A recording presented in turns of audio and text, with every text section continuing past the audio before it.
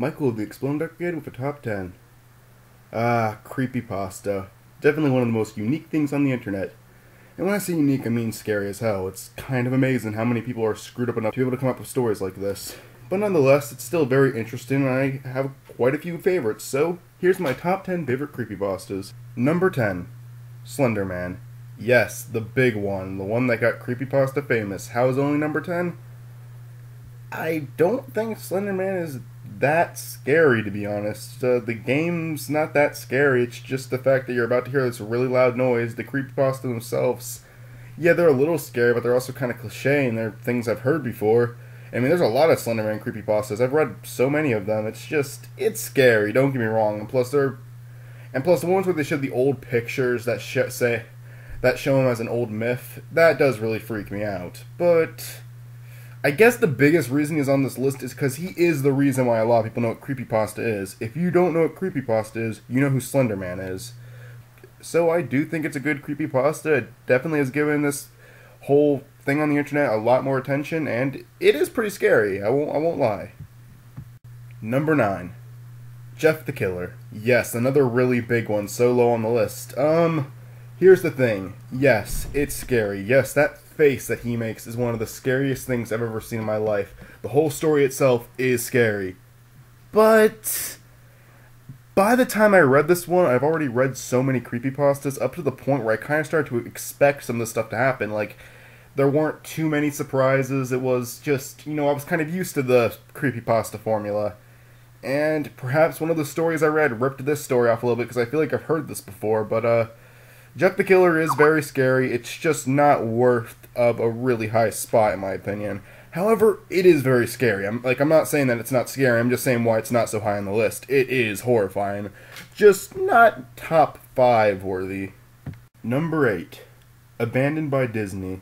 Yeah, the scariest thing about this one is if I had to guess any creepypasta was real, just guess one of them was real, it would be Abandoned by Disney. Now, the only thing I wouldn't really believe is how the whole Mickey Mouse suit stands up and starts talking to him. Okay, that's not believable. But a lot of the stuff in this one really are believable because the subject that is on is a true subject. It's an abandoned Disney park, but then they started going to all these details about how it's haunted and stuff, and maybe some of it could be very true. And just the fact they were able to write it so well up to the point where it could seem so real, like it's an actual article being written on something that really happened, I give them a lot of credit for that. It's scary, and it will definitely keep you thinking for a while. Number 7. Ben Drowned. Yes, another really big one, not so high on the list. Everybody lists this one as like one of the scariest, and yes, it is scary. But let me say one thing about it. It's more creepy than scary, and there really isn't anything with this one that made me have a hard time sleeping. There isn't anything with this one that was like really, really freaky, like, oh my god, that's scary. But it was very creepy, and it's one of the most well-written creepypastas there is. I mean, it's really well-written. It's like a good 30 minutes long, and it keeps you watching. It keeps you interested. It takes a really long time to read this one, but it's so good, and there's like a lot of payoffs. Like, you're reading a part and it always goes into something more and more interesting. As the story goes, it gets better and better. And yeah, it's a really, really good one. The only thing I can criticize it at all about is it's not really gonna make you it's not gonna scare you that much. Like, after reading this, I slept fine. The next 6 on this list, I did not sleep fine after. Number 6. Sonic.exe. How could such a corny creepypasta beat Ben Drowned? Well, give it credit because it is the very first one I ever read. So, this is what got me started. This is the one I read before Slenderman, for God's sake, and it's really creepy. I mean, it's poorly written. It definitely is, because it, like, pretty much uses blood for a majority of its creepiness, and anything that's just trying to be as gory as possible to be scary, that's really cliche and really stupid. However, it's done pretty well in this one, and the scariest thing about this, though, is Sonic. I mean, just look at that. So which part about this really gets me? Is it Tails crying and then Sonic miserably ripping him apart? Is it Knuckles having a mental breakdown? Is it the calm music in that dark room as Eggman goes down and then Sonic suddenly appears? No. It's this. Holy shit. Who the fuck drew that? Oh my... This, to me, he's the scariest creepypasta character. That's it. Like, this makes him the scariest. He's not part of the best creepypasta, but oh my god, to me, Sonic.exe is the scariest one. He just goes around killing for no reason, and he's just horrifying. I mean, look at that. I had a hard time sleeping after seeing this, and it wasn't just like a little bit of a hard time sleeping. No, it was a little bit of restless nights I went through because of this. This one really, truly is scary. Number 5. Squidward's suicide. Yeah, this one's very dark and creepy, especially when you're taking a show like SpongeBob and turn it into something like this. What can I say about this one other than it's not really like anything like Sonic.exe where I saw something that made me have a hard time sleeping. The only reason I had a hard time sleeping with this one is because I couldn't stop thinking about it. I mean, it's really, really a dark story, and I mean, it's very creepy. It's like, I think there is a difference between the word scary and the word creepy. This one is freaking creepy. I mean, it's one of the creepiest things I've ever seen in my life. And it's the second one I read, so yeah, once again, this is why I got it for my first impression. I think I started off like with one of them. I should have started off softer than this, is what I'm saying. Like, Squidward's suicide is considered to be one of the scariest, and it's the second one I read. It is something that really just kept me thinking. It's something so silly as a creepypasta about a kid's show, but I couldn't stop thinking about it. It was really bothering me. Read the creepypasta and you'll know what I'm talking about. Number 4. Lavender Town Syndrome. So, a lot of people have also heard of this one, and a lot of people who haven't heard of creepypasta have heard of this one. It's a song from the Pokemon game that has a rumor that it made a bunch of in it. Now, this song is still in the actual game, it's just not the original version, and I'm not going to play the original version just because, while it will not make you commit suicide, that is just a rumor, it's not true, it is very irritating to listen to, and it will hurt your ears.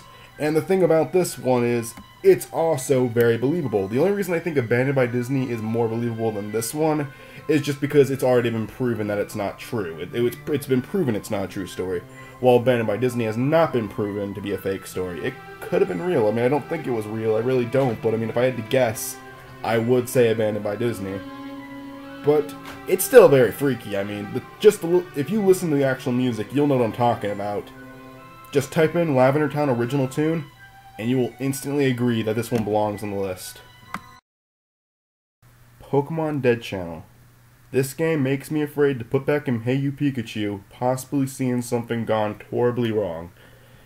Oh man, this one is about Pokemon Dead Channel, which was a game that let you have a pet Pikachu. However, the owner of the game grew up and stopped playing it, but put it back in years later, and everything went to hell. It's as if time actually went on, and he was abandoned.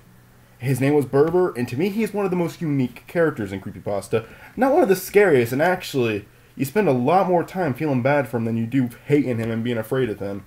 While he is very creepy at points, so many points, it's just, you want to hug this little guy. I mean, you feel so bad for him. You feel bad for everything he's been through. But at the same time, he's a freaking psychopath. One of the hardest questions is right here. Would you hug it? Would you hug it? It's hard. I mean, I'm not sure, because I'm horrified of this thing, and I love this thing at the same time. The thing that really sticks up about this one is it's a perfect combination of just simply being very depressing and being extremely creepy. I do think it's more sad than anything, but it definitely does have its good role of creepiness in it. Pokemon Dead Channel is a must-read. Trust me, it's gonna get you thinking about ditching your Nintendogs. Number 2. Ed, Edd n Eddy Purgatory Story. This one is scary because it actually seems very like this could have been what the show's about. It describes that all these kids died in different time periods, and the cul-de-sac is just purgatory. Why this makes sense? If you really think about it, the bodies do look like corpses. Their skins are weird colors, their tongues are different colors. They go for all kinds of stuff that doesn't really do anything to their bodies. That's something to think about. Another thing is there's no parents. They're never seen.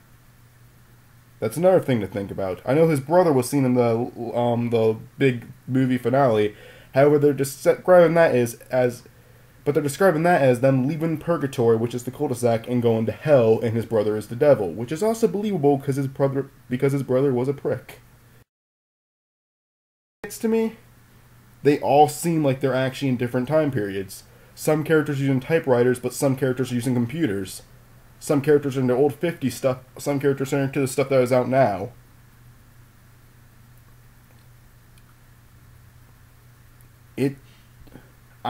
Read the story, it all adds up, and the fact that it adds up so well is really creepy.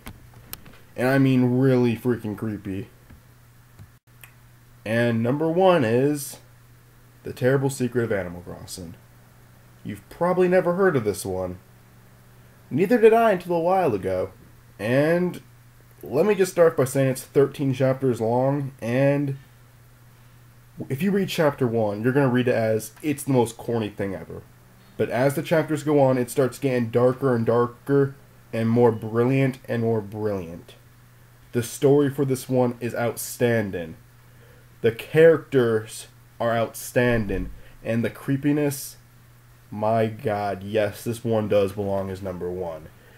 If you never played Animal Crossing, you're probably going to find it less interesting, but if you played it, you're still going to you're going to love it. And even if you never did play the games, I still suggest giving it a read.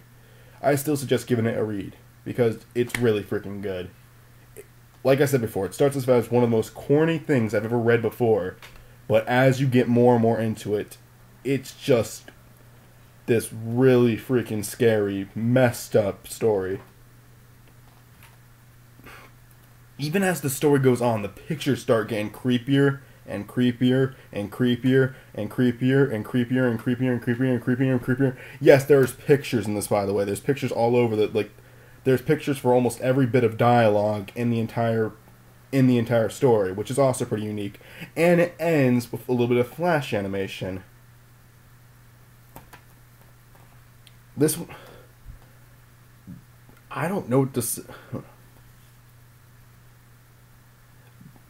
And the villainess, the character that's supposed to be the creepy thing about it, yeah, she's really fucking scary. So, that's my top 10 creepypastas. Let me know what you guys think in the comments below, and I'll be back next time.